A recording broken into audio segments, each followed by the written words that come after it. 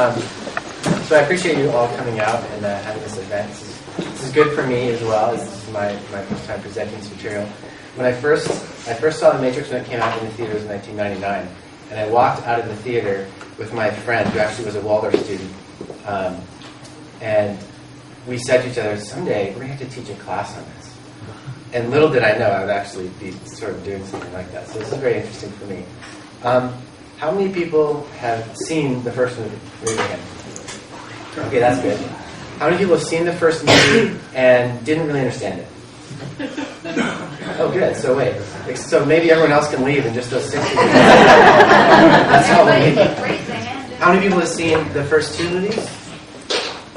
And all 3 movies? Okay, good. How many people haven't seen it at all? All right. How many people just... So you just here for the refreshments? Oh, good. So always keep me logical. So that's good. It's good to know who my audience is. So basically what John mentioned a little bit, I was writing a paper for a class of mine. The class is actually archetypal mythology. And the idea was we're looking at themes underlying, anything. And I chose movies, and in particular The Matrix, because of my interest in it. And so what I did is I was just, I had been through the years, the release over a span of years, I'd been interested in them and seen them, and at some point I came to the theater and I was taking notes in the dark, trying to scramble around and figure out, what is the archetype beneath these movies. And it was a very long process that's gone through a lot of phases, but I think I've got, for myself, I feel like I've got somewhat of a handle on it, and it really took, for me, anthroposophical understanding to illuminate it. Without what I had understood about anthroposophy and spiritual science from my background, I would not have been able to come to the insights I've come to. And so that's why this talk is here, is because of what my spiritual scientific understanding is as applied to the themes in the Matrix.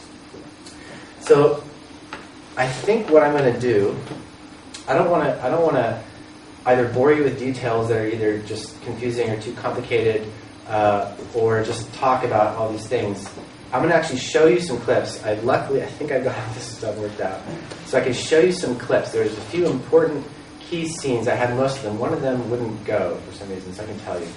But I want to show you some scenes, and then from there we'll be able to look at some of the details about what is going on, who's who, what are these archetypes at work, and how they all interact in a way that I think is very interesting.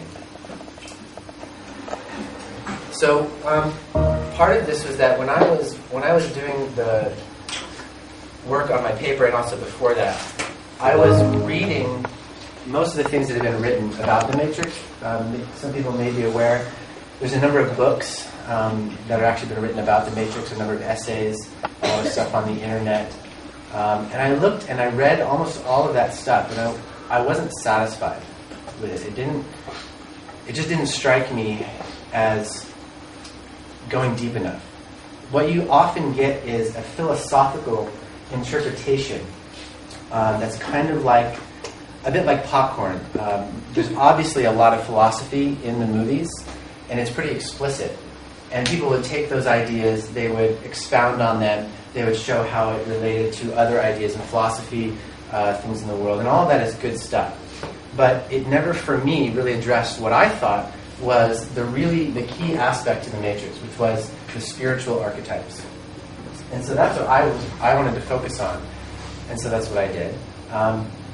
And hopefully it'll make some sense to you, so that maybe after you hear this talk, you'll be more interested, and then if you go back and see it again, you'll have a whole different perspective from which to approach it. That's my goal. So I'm going to show you some key scenes, and if we cut the lights.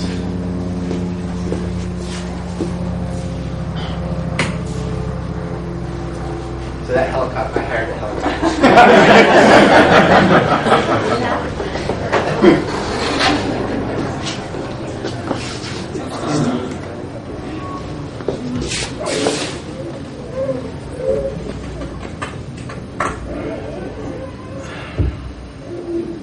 You have a problem with authority, Mr. Anderson. You believe that you are special, but somehow the rules do not apply to you. Obviously, you are mistaken. This company is one of the top software companies in the world because every single employee understands that they are part of a whole.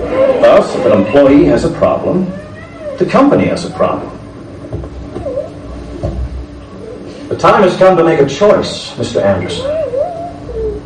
Either you choose to be at your desk on time from this day forth, or you choose to find yourself another job.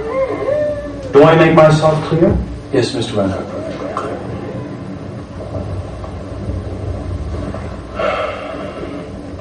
Unfortunately, no one can be told what the Matrix is. You have to see it for yourself.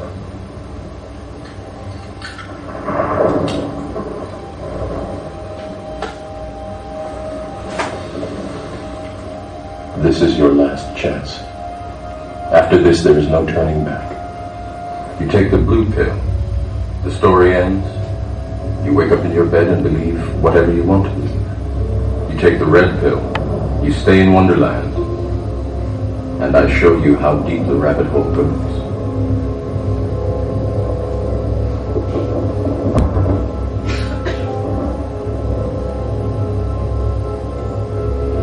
Remember, all I'm offering is the truth, nothing more.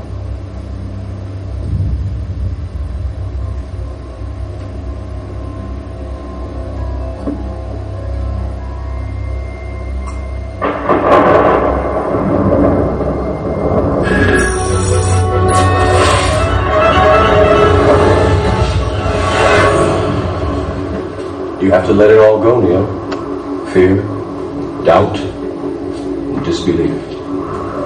Free your mind.